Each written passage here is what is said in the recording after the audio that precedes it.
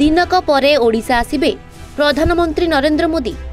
प्रधानमंत्री गस्त को नहीं बेस उत्साहित अछि राज्य बीजेपी।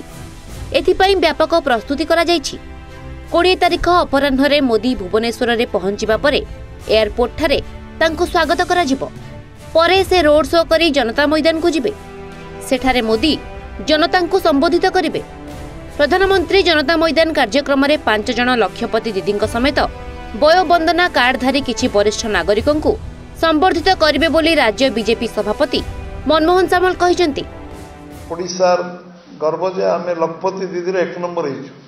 एटी से लखपति दीदी रो 5 जन के संबर्धित करिवे एवं एटी हमरो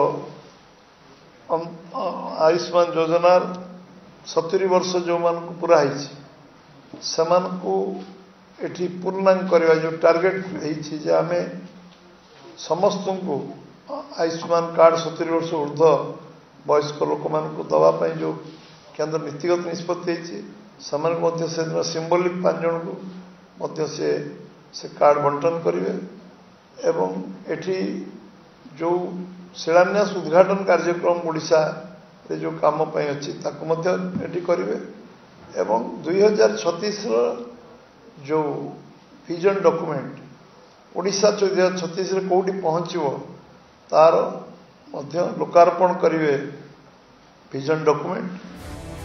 प्रधानमंत्री रोड शो बेले विभिन्न स्थान रे सांस्कृतिक कार्यक्रम मान करा जिवो। एथिपाई विभिन्न स्थान रे स्टेज तैयारी करा जायछि।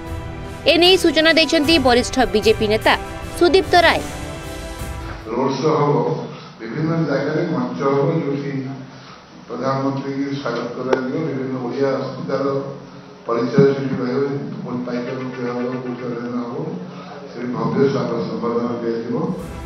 प्रधानमंत्री कार्यक्रम बेले स्टेज रे केवल 2 जन बसिबे, प्रधानमंत्री नरेंद्र मोदी एवं मुख्यमंत्री मोहन चरण माझी। बाकी समस्ते मंच तले बसिबे बोली दल पक्षरु कुहा जायछि। ब्यूरो रिपोर्ट समाज लाइव।